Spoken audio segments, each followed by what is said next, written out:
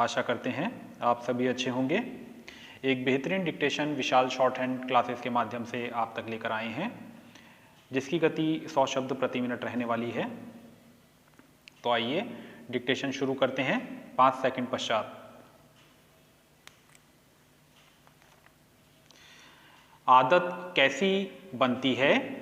हमारे अवचेतन में चल रहे विचार, व्यवहार, इमोशन आदि को बार बार दोहराने से कोई काम आदत बन जाता है।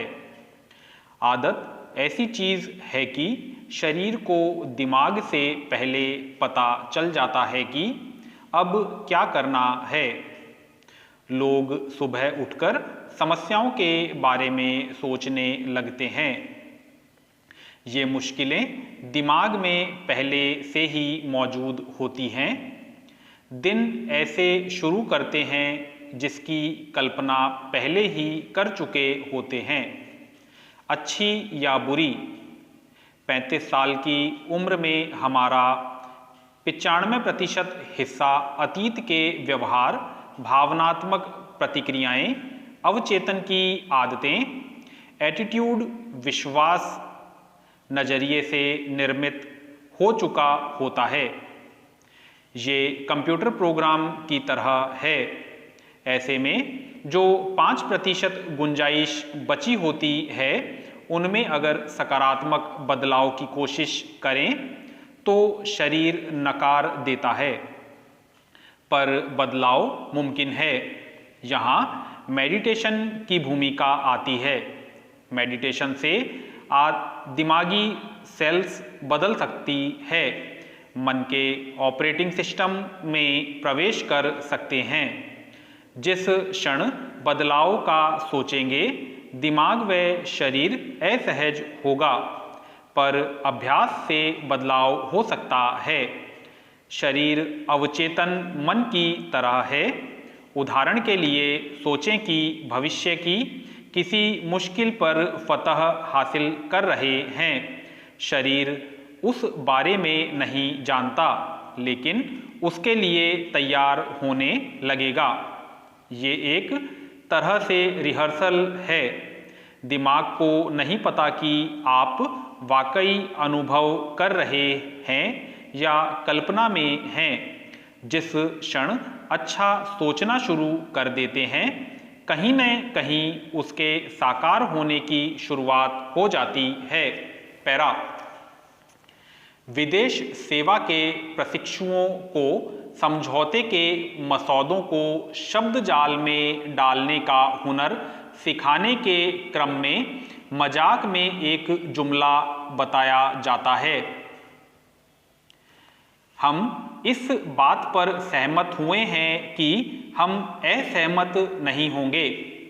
पर्यावरण के बढ़ते खतरे पर 2 हफ्ते तक चले 26वें वैश्विक सम्मेलन का लाबोलुआब कुछ ऐसा ही रहा। हालांकि भारत ने अंतिम समय पर अपने कड़े प्रतिरोध के कारण कोयला ऊर्जा संबंधी मसौदे से फेज आउट यानी उत्पादन खत्म करना को हटवाकर फेज डाउन धीरे धीरे कम करना जुड़वा दिया। लेकिन संपन्न देशों को अपनी नैतिक जिम्मेदारी का पूर्ण बोध इन 2 हफ्तों के दौरान नहीं कराया जा सका।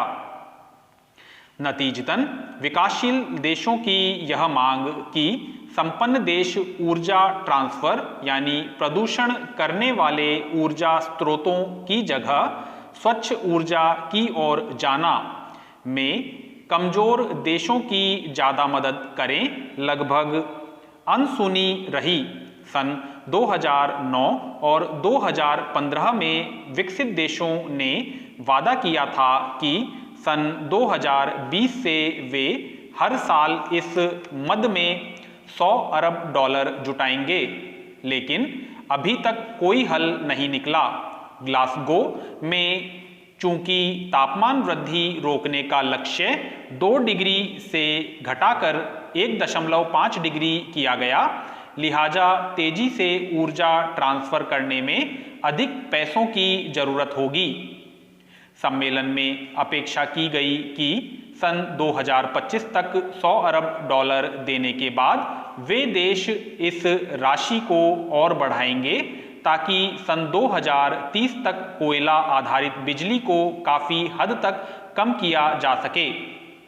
दरअसल भारत और चीन दोनों धीरे धीरे कोयले पर निर्भरता कम करना चाहते हैं, क्योंकि दोनों देशों में कोयले की उपलब्धि काफी है और अचानक पूर्ण रूप से सौर, पवन या परमाणु ऊर्जा पर नहीं निर्भर हो सकते, क्योंकि उन स्रोतों से उत्पादन पर प्रति मेगावाट कई गुना ज्यादा खर्च आता है।